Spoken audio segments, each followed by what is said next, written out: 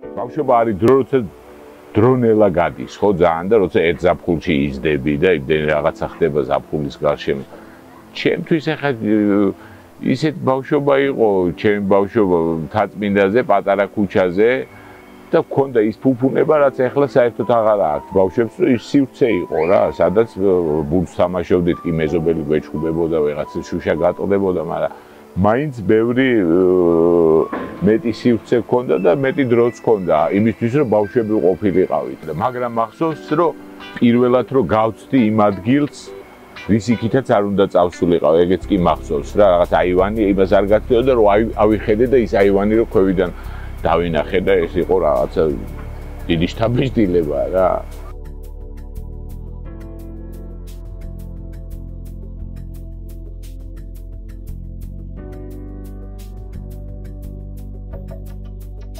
ძალიან მიყვარდა, როცა ჩვენთან სტუმრები მოდიოდნენ რა და სუსტუმარი იყო. ეს გაგრძელდა 80-იანი წლების დასაწყისამდე, როცა მე მამაჩემის მეგობრები დაიუყვნენ უშბაზს და მე უცებ შეწყდა ეს ისა, აი ეს უზარმაზარი кейფები, მაგრამ ძალიან კარგი იყო და რავი ერთმანეთით ხარობდნენ და მაშინ სულ მე და ჩემ და ჩაგვეძინებოდა ხოლმე სხვა ოთახში, ანუ ეს кейფი იყო იმ ოთახში, სადაც ჩვენ უნდა დაგვეძინა რა და მე ყველა რო წავიდოდა გვიან გაანიავებდნენ სიგარეტის ბოლოს და მე ხელით გადავყავდით და ეს შეგრძნებაც მახსოვს რომ ხელით გადავყავართ რა და ეს ძალიან თბილმერის ჩვენ შეშისის ჰქონდა ბუხარიც და ფეჩიც და აი ეს რაღაცა სიტყვა განსაკუთრებით რაც იმ კაფელის ფეჩს ჰქონდა ღამე თვალს გავახელდი დედაჩემი იქ მუშაობდა ფეჩთან იყო ხოლმე ჩაცსკული და ხან ლექსებს წერდა ხან თარგმნიდა რაღაცეებს და მე კარგად მახსოვს რომ ერთი სათამაშო ცხენი მქონდა რომელზეც აი ესეთ ბორბლებიანი რა მწვანე ხოდა ერთ დილასაც სხვაგან დავტოვე და სხვა ადგილას დამხვდა გადაადგილებული რა და როგორ მოხდა მეთქი ისე მოეპრიანა და წავიდაო ეგრე მითხრესა და ეს მოეპრიანა სიტყვა არ ვიცოდი რაღაც ახალი სიტყვა იყო და ეს სიტყვა მეგონა სპეციალური სიტყვა რაც სათამაშოებს ემართებათ რა რომ ეპრიანებათ და იწყებენ სიარულს აქეთ-იქით და ღამე ვცდილობდი რომ ეს ცხენი მომეტყუებინა რა რომ თვალები ვითომ დახუჭული და სხვა სათამაშოების და ველოდებოდი რომ ისინი როდის დაიწყებენ აქეთ-იქით მოძრაობას მაგრამ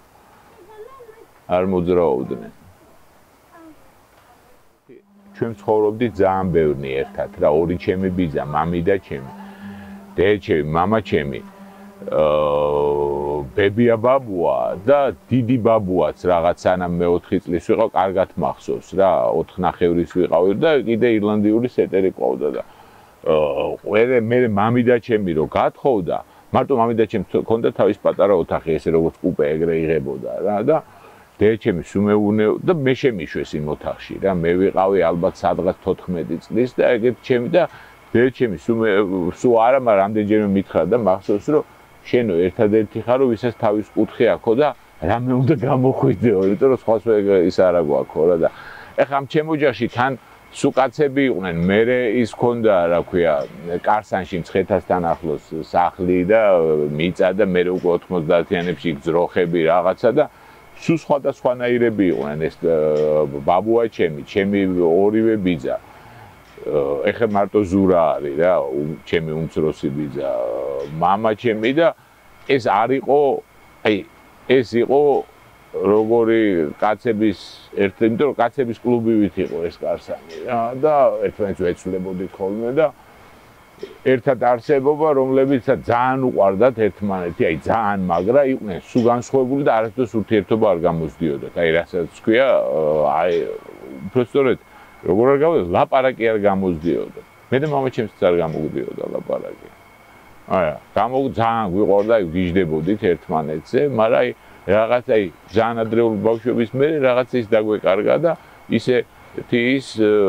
უფრო აი ამ ყველაფერზე დედასთან მქონდა ხოლმე საუბრები, რასაც ქვია რა და თუ აი ეს წიგნებს დედა მაძლევდა წასაკითხად, მერე განვიხილავდით ხოლმე, მერე დედაჩემს ეგეთი თვისება ქონდა, რომ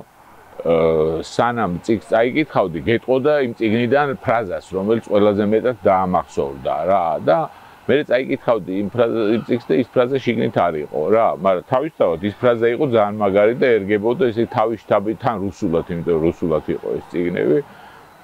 რამდენჯერმე მახსოვს, აი კამიუს ჭირი წავიკითხე, არ არის, მე წავიკითხე სად არის, თან მითხრა რომ აი ის რო კვდებაო, ტარო ეს მეორე ამბობსო, აი ესეთ რამესო და ვაფშე არაფერს არ არის, ეს უზარმაზარ მონოლოგი ქონდა თავისი შთაბეჭდილებებისგან დალაგებული რა და მაგრამ სულ ყველასგან რაღაცას ვსწავლობდი რა, ბიძა ჩემი რა გატკისროლს მასწავლდი და იმიტომ რომ ერთ დღეს ჩათვალა რომ ეს ვიყავი, წიგნშიც გამოვიყენე, ვითომ მამა აძლევს ამ რა გატკას, მაგრამ ერთ დღეს ჩათვალეს რომ ძალიან შეწუხდნენ რომ ეს ვიყავი პუტკუნა და მოუქნელი და არაფერს არ ვაშავებდი, მაგრამ მაგის მაგაცმა რა გატკა გამიკეთეს და წადიოდა სასამართლოს შუშები ჩაამტრიო არსენას ქუჩიდან და ეგ მახსოვს რომ ბახ ჩაამტრიო და რამხელა სიხარული იყო და ჯეგავი და მე დავითესე და მე სულ ამტრევდი ნატურებსაც ქუჩის განათებას რაღაცა გადამხდა თავს და უცებ მომენტა დაწერა იმ რაღაცის და პატარა მოთხრობა დავწერე და დღეს არა უშავს იმ მოთხრობას მე ძალიან ბევრი რაღაცა არ მომწონს რაც მე დამიწერია და ძალიან მაგრამ მომეწონა ეს პროცესი რა და 21 წლის ვიყავი და რაღაცა ის ვიგრძენდი რა ქვია ისეთი პასუხისგებლობა რაც მანამდე არ მიგზვნია იმის მიმართ რასაც ვაკეთებდი რა და მე დეჩემსო წავაკითხე ის შეცდომებიც კი ნაკლები გაქვს თითქმის არა გაქვს მამა ჩემიც ჩემი მკითხველი იყო რა თქმა უნდა და რაღაცები არ მოწონდა ის თემები არ მოწონდა რაზეც წერდი და ძალიან კარგად მახსოვს ის მოთხრობა იმას ქვია რა ქვია მურტალი ქართველები რომელიც რო წაიკითხა მოეწონა ან ყველაფერი მოეწონა მეტყოდა რომ კარგად წერ მაგრამ ხო იცი მე ეს არ მაინტერესებს მაინც და ის მოეწონა და მე თურმე სხვებთანაც ილაპარაკა და სხვა ოჯახის წევრებთანაც და იმათაც მითხრეს რომ რა და რაღაცა ის გაუჩნდა რა სიამაყის გზნობა იმისთვის რაც მე გავაკეთე. მე მართლა მგონია რომ ტკივილის გარეშე უბრალოდ არ არსებობს რა. ყოველ შემთხვევაში მე ძალიან მაგარი ლიტერატურა არსებობს, ხო, ისეთი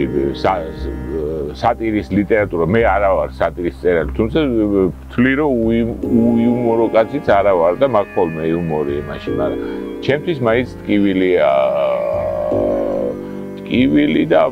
ადამიანი მაინტერესებს რა და ახან ადამიანი მაინტერესებს ვცდილობ რომ რაღაცა ცოტა სიღრმეში წავიდე ადამიანთან დაკავშირებით რა რაც ასაკში შევდივარ და შეიძლება სხვებიც ეგრე არის ჩემ თავს იმდენი რაღაც აღარ ხდება ხო ბუნებრივია რომ იმდენი აღარ თავგადასავალი მოხდება შენ გარშემო ამიტომ რაღაცა ისეთი ამბები რაც ბრახ მაგრა მოგარწყავს და შეგეხება ნაკლებია და ამიტომ მიჭირს ხოლმე საერთოდ დაწყება მიჭირს მე ძალიან რა ძალიან მაგრამ მიჭირს დაწყება და ხანდახან მგონებია რომ აი ვაკეთებ ჩანაწერებს და საერთოდ რასაც წერ ხო შეიძლება წლები გაგრძელდეს აი არც ერთი წინადადება არ ვარგა რა მართლა არც ერთი არ ვარგა ხოლმე და მგონია რომ всё მე აღარასდროს აღარაფერი აღარ გამომივა და მე უცებ მე რაღაცა სწორი მასზე ვждები და მე რაღაცა გამოდის რაც გამოდის რა როგორ გამოდის ეს სხვების გადასაწყვეტია ეს ჩვენი ქვეყანა დაულაგებელი მულტიკულტურული გაჭირვებული ხო აი ამდენი 1000 სიგიჟით 1000 აბსურდით ეგ მართლა ფუფუნებაა ვიდრე რომ ზიხარ კოპენჰაგენში და იქ-ექები საკუთარი მასში რა ქვია სულში თუ ხორცში თუ რაღაცა იმიტომ რომ შეიძლება მართლა არაფერი არ ხდებოდეს გარშემო რა და იმიტომაც მე ისინი მიდიან სადღაც თავგადასავლის საძიებლად არ ვიცი ტაილანდში სადღაც მე იმაზე წერენ იმიტომ რომ იქ ხანდახან თუმცა ადამიანი მაინც ყველგან ადამიანია მაგრამ ეს მართლა ფუფუნებაა თუ კი რამე ფუფუნება აქვს იმას რომ დაულაგებელი ქვეყანა ეგ არის რომ ამბები ბევრი ხდება რა მათ შორის რა თქმა უნდა ძალიან ტრაგიკულიც რა ერთხელ გუსმინე აკამორჩილაძეს თუ წავიკითხე არ მახსოვს და აი რაც იმან თქვა მეც ძალიან მენიშნა რა და რაღაცა ყველაზე ისეთ იმათ მივიღე რომ რო წიგს რო წერო 2/3-ო არისო სიმართლეო, 1/3 გამოგონილიო, მაგრამ აი იმ გამოგონილს როგორ ჩაატრიალებ და რა სიზაო, აი ეგ არის ლიტერატურა და ოსტატობა. ჩემ შემთხვევაში ძალიან ახლობელ იმათ მივიღე აზრად, რა თუ წიგს რომ მოვრჩები, მე კაი ხანით ვსვავ ხოლმე, იმიტომ რომ წავაკითხებ მეგობრებს და მე საქართველოს და ყველას უნდება თუ მოეწონათ დალევა, ხო, შენთან მოთხრობაზეც ეგრე იყო. ხო და ესეა ხოლმე რა, დავწერ და მე გეიფობთ. კიდე რამდენიმე ისეთ კითხველი მყავს, რომელსაც უყვარს ხოლმე რომ ამპატიჟონ სადღაც და იმათ ლაპარაკი უნდათ ხოლმე მე დალევა და მაგრამ ეიფორიაა, რა თქმა უნდა, ეგეც ეიფორიაა რა. მაგრამ ის უფრო დიდი ეიფორია თვითონ წერის პროცესი და ისეთი პრინციპში ჩემთვის ძალიან დიდი ბედნიერებაა, როცა წერ და გამოდის და სხვათა შორის აი ზუსტად წეგანრაზეც ვლაპარაკობდი. რაღაცები რო გაქვს ტვინში, რომ ამის მერე ამას დავწერ, იმის მერე იმას დავწერ და აი გზადაგზა თუ რაღაცა ეპიზოდი უცებ მომფიქრებია ხოლმე, ის ყველაზე კარგი გამოდის, იმიტომ რომ ის როცა აი ფორმაში ხარ თუ რაღაცა კაი იმას უკვე მიგნებული გაქვს, მაშინაც იბადება და ის კაი გამოდის ხოლმე. მაგრამ მაგრამ ვჩქარობ კიდევაც ხოლმე დამთავრებას, იმიტომ რომ ხანდახან აი ეს ეიფორია და ის ცოტა ის ხდება. აუტანელი და გინდა რომ მალე მორჩეს და მალე გაუზიარო პირველ რიგში აი ოჯახის წევრებს და მეგობრებს, იმიტომ რომ მაინც ყველაფერი გაზიარებაზე, მაინც მაგიტო აკეთებ რომ ვიღაცამ წაიკითხოს სინამდვილეში რა, იმიტომ აკეთებ რომ მარტო აღარ იყო ისე, არ ვიცი რა ქვია მაგას რა, მაგრამ სხვანაირად არ დაწერდი, შენ თავში იქნებოდა და მაგრამ მე მაქვს ეგეთი დაუწერელი წიგნები, რომელიც ვატარე, დამიძველ და ეგეთი უფრო მეტი მაქვს სინამდვილეში, ვიდრე დაწერილი და ხანდახან აი ახალ გაღვიძებულზე მგონია, რომ ის არა რეალურია ის ამბები. უბრალოდ მე იმდენ ხანი ვატარე, რომ დაკარგა რაღაცა აქტუალურობა, მაგრამ მართლა არსებობენ რა და რაღაცა თითქოს ყოფილა ისინიც რა. ისე მაქვს მე კინოს სასცენარო მაქვს დამთავრებული. იმიტომ რომ კინოსაოპერატოროდან მომიწია წასვლა თუ გამაგდეს თუ როგორც იყო და მე ერლუმახლედიანს შევეცოდე და დამსვა თავისთან არც იქ მივლია მე უკვე ცოლი მოვიყვანე 11 წელი ვიყავი სტუდენტი და მაგრამ ეს ჩემი დიპლომი სადღაც არის მაშინ სარდაფში თეატრალური ინსტიტუტის ხო და ეხლა იმან დამიძახა ლევან კოღუაშვილმა და მართლა აბა მეთქი აბა 20 სხვა როლი შემომთავაზა და მეოთხე მეორეს ვითამაშებ ხო და მარტო პირველი 10 წუთი ვინერვიულია და მე საერთოდ აღარ მინერვიულია რა და აბა ის არის რა გამოცდილება რაღაცა თავისებური ჩემი არ არის სიმართლე რო გითხრა არ ჩემი რა არ არის აი ეს სეტი რასაც ქვია ეს გადასაღები მოედანი მაინც ისაა რა უცხო დამკვირვებელი ვარ პრინციპში რა იქ მაგრამ ძალიან ბევრი სიმპათიური ხალხი მუშაობს კინოში, განსაკუთრებით ოპერატორები და გამნათებლები და ის სულ ერთმანეთზე ჯიგრები არის რა. ხო და ახლა რეჟისორები წავს მეგობრები და აი ისე გამოვიდა რომ მესამე კინოში ვითამაშე და ახლა მესამე კინოს სცენარს წერ. ოღონდ ვისთან ერთად მე მგონი ჯერ არ მაქვს უფლება თქმის რა, მაგრამ ძალიან საინტერესო რეჟისორთან. მე არ შემილია მოგზაურობის გარეშე. იმიტომ რომ ძალიან მიყვარს. ძალიან მიყვარს მე მოგზაურობა, ხო და აი ხა ძალიან მიჭირს მარტო იმის შეგრძნებისგან, რომ დაკეტილია საზღვრები. ხო და ხა საქართველოში კიდე დავდივარ ჯერ ბავშვობიდან დავდივარ და მე ის ჩემი პროფესია არის მეგზურობა სხვების. და მაგას ვაკეთებ, კაი ხანია უკვე რა 20 წელიწადზე, ანუ წინა საუკუნიდან ვარ გიდი და ცოტათი მომბეზდა. თან იმიტომ მომბეზდა, რომ ძალიან ტურისტული გახდა თვითონ ეს ჩვენი ქვეყანა რა და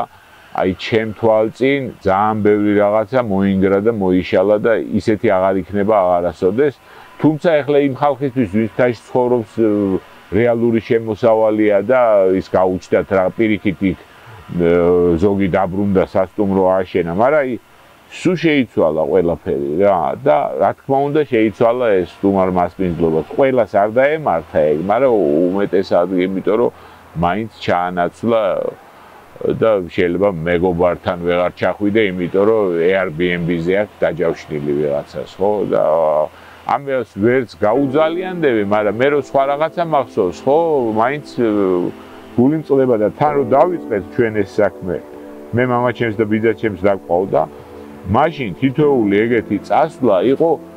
თვითონ ამ უცხოელებისთვის იყო იმხელა თავგადასავალი რომ აი შენც გიხარო და რომ აი ამის მონაწილე ხარ იმიტომ რომ აი სოფელში შევიდოდით სადაც უცხოელი ნანახი არ ყავდათ საერთოდ არავინ არ დადიოდა და სრულიად უცხო იყო აი არ ვიყავით მაშინ ამ სოფლიო ტურისტულ რუკაზეც არ ვიყავით და არაფერი არ იცოდნენ და ყველა რა თქმა უნდა კიდე სხვანაირად ხდებოდა ხო და მე უკვე ხა თუ კი რაღაცა მაქვს საშუალება აი ბოლო კაპიკებით მაინც მივდივარ რომ სადმე წავიდე და გავუწურე რა და აი გინდაც აი ამ ჩემი ხელობისთვის არის აუცილებელი და ალბათ ნებისმიერი რაღაცისთვის ის კი არა რომ მე მაინც და მაინც იქაურობაზე დავწერო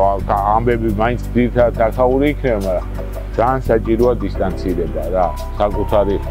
თუნდაც აი ყველაფრიდან ოჯახიდან წრიდან ქვეყნიდან იმიდან რომ აი რაღაცა გვერდიდან შეხედო და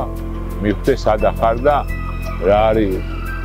თავარი რა არის მნიშვნელოვანი რა აგლებად მნიშვნელოვანი არის რა დავთორე რა გაია ორი